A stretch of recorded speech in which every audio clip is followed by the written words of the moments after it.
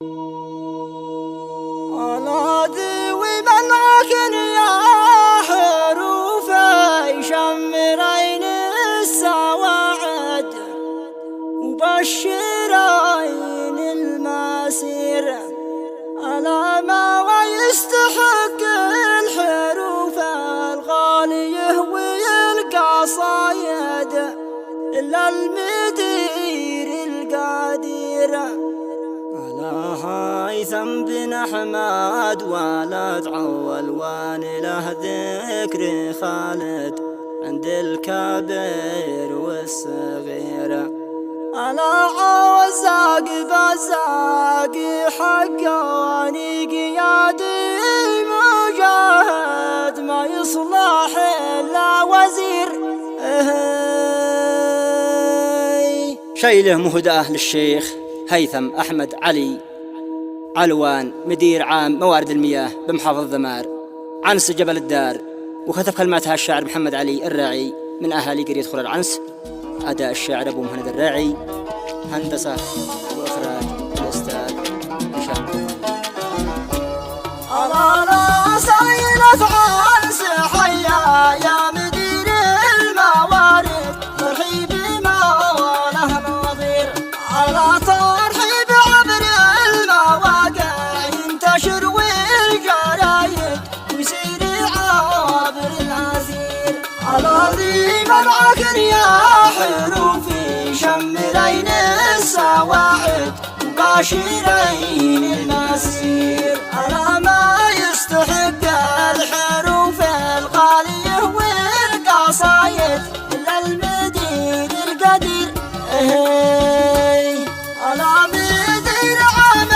الموارد قادها خير دايد لا فكر واسع كبير على عفنا زهادك خالق وعالم وزاهد مبدأ وصاحب ضمير هذه الصفات الحميدة كلها لو تشاهد من بدعها للأخير على هيثم بن أحمد ولد علوان له ذكر خالد عند الكبير والصغير على بكل ما تعني الكلمة علي ولد زايد ما شفت مثله مدير على فهم مواد الموارد كلها سيل وارد عصير ولا يصير على وهامته عالية عند النجوم الفراقد يعني مهندس خبير على عزاق بزاق حقاني قيادي مجاهد ما يصلح إلا وزير مخلص وممل شعبه والعمل خير شاهد لكل حاجز وبير صناعة المجد في يد الرجال الأماجد في وقت شاب النفير من ضرب هيثم لو شي في اليمن 1000 واحد يجبر عظام الكسير فوايده في الموارد يا لها من فوايد تصلح وتحقيق مصير الله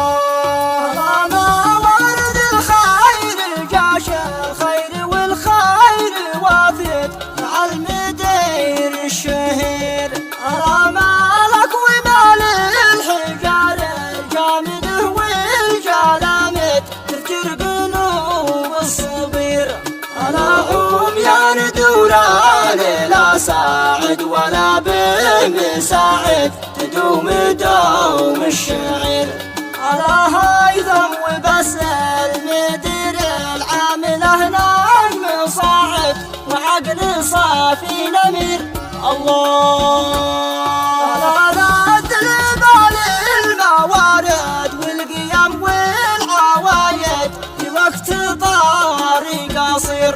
على نم الموارد وكم حقق لها من فوايد فهم وعالم جدير ألا حقق أهدافها وانهى جميع المكايد وللغاوى والنكير. الآثار بشرى قد جاء للشليل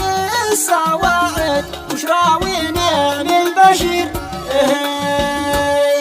لا وبالدم الحلم يتحقق والأهداف الأبد والمنجازات الكثير. صلاة ربي على نور الهدى خير عابد طه الشافع النذير.